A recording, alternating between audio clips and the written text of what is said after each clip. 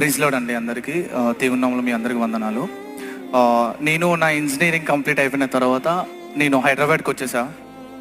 హైదరాబాద్కి వచ్చిన తర్వాత నేను ఏదో కాలేజ్ వర్క్, నాకు ఇంజనీరింగ్ అయిపోయినాక కాలేజ్ వర్క్ మీద నేను హైదరాబాద్ వచ్చిన. శంషాబాద్లో ఎయిర్పోర్ట్లో నాకు ట్రైనింగ్ 6 months. సో ఆ పర్పస్ మీద నేను మా డాడీతో మాట్లాడుకొని నేను హైదరాబాద్ వచ్చిన. బట్ నేను వచ్చిన పర్పస్ వేరు, నేను జీవించిన జీవిత విధానం వేరు. నేను ఎప్పుడైతే హైదరాబాద్ వచ్చినా శంషాబాద్లో నాకు స్ట్రిక్ట్ రూల్ అనమాట, ఇంటి దగ్గర నుంచి నువ్వు చర్చ్కి వెళ్ళకపోతే చంపేస్తానని. సో శంషాబాద్లో చర్చ్కి వెళ్ళేవాడిని. ఆ చర్చ్ నుంచి ఫైన్ వన్ డే ఒకరోజు గృహకూడికి వెళ్ళాం. గృహకూడికి వెళ్ళిన రోజు ఆ గృహంలో ఉన్న ఆ ఇంటి పెద్ద అంటే వాళ్ళ కొడుకు is taken my number, is given is number also. We both exchange where numbers. Why? Because నాకు ఆ రోజు ఏం అర్థం కాలేదు. Why is taking my number, literally I don't know. After that ఈ taken my number. After 10 days make me call, John where are you అన్న, ఇట్లా హాస్టల్లో ఉన్నాను, today week off. Okay fine, I want to meet you right now. So sure అన్న అని చెప్పేసి నేను వెళ్ళాను, కలిశాను. కలిసిన అప్పటి వరకు నాకు తెలీదు ఈజ్ ద తెలుగు సినిమా ఇండస్ట్రీలో ఈజ్ వెరీ బిగ్ మ్యాన్, పేరు చెప్పలేను. సో ఆ టైంలో ఆయన నన్ను షూటింగ్స్లోకి నడిపించడం, ఆ క్రమంలోకి నన్ను నడిపించడం స్టార్ట్ చేశాడు. లిటరల్గా నా అహంకారం, నా మూర్ఖత్వం నాకు ఎక్కడ వరకు వెళ్ళిపోయిందంటే, నేను షూటింగ్లు చేసేటప్పుడు నాకు మంత్లీ నేను ఈరోజు ఆదివారమా, ఈరోజు చర్చ్కి వెళ్ళాలా, అక్కడి వరకు వచ్చేసిందండి నా లైఫ్. సో ఫుల్ షూటింగ్స్ ఉండేవి నాకు. అప్పుడు ఫుల్ డబ్బులు, అహంకారం ఫుల్ ఉండేది. ఇదిరా లైఫ్. ఒక అసిస్టెంట్ ఉండేటోడు, చెప్పులు వదిలేస్తే వాడు చెప్పులు పట్టుకొని వచ్చేటోడు. ఇదిరా లైఫ్, ఇదిరా జిందగీ అనుకునేటోడిని.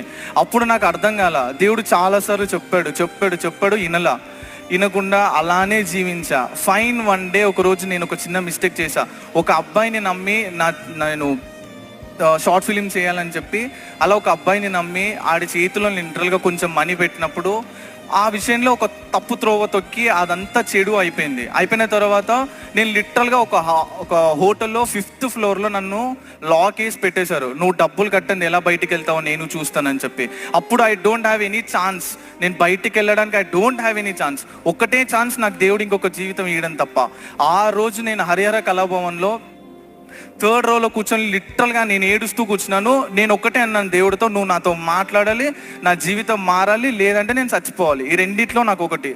ఎందుకంటే నేను తప్పు చేసి మా డాడీ ముందు నించొని ఆయన కొట్టే దెబ్బలు నేను బతకలేను. నాకు చచ్చిపోవడం ఒకటే ఆప్షన్. నాతో మాట్లాడన్నాను. ఆ రోజు దేవుడు రాజన్నతో నాతో మాట్లాడిన మాట, దేవుడు ఒకరికి ఒక తలంపు ఇస్తాడు, 2 ఇస్తాడు, 100 ఇస్తాడు, 1,00,000 ఇస్తాడు.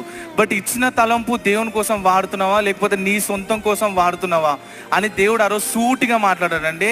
ఆ రోజు నేను దేవుడికి ప్రామిస్ చేశా, బతికితే నీ కోసం బతుకుతా, లేకపోతే నాకు ఈ జీవితం అవసరం లేదు అని.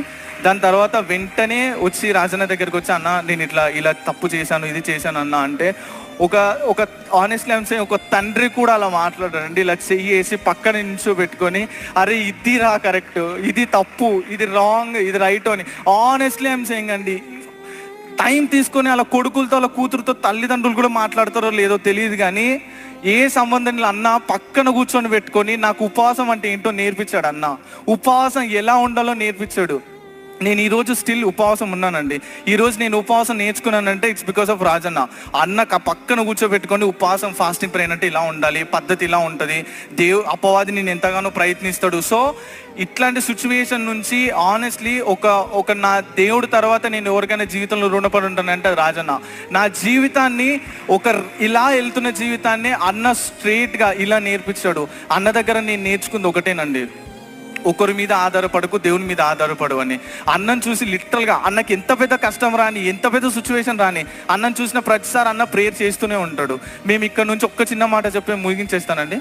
మేము ఇక్కడ నుంచి ఒకరోజు టీమ్ మీటింగ్స్ పెట్టడానికి ఒక విలేజ్కి వెళ్ళాం, పెద్ద విలేజ్. అక్కడికి వెళ్ళిన తర్వాత మేము ఉన్నామా లేదా పక్కన పెట్టేసి, మీరు వెళ్ళారా, ఓకే ఫైన్, ఆ గ్రౌండ్లోకి వెళ్ళి ప్రేయర్ స్టార్ట్ చేయండి.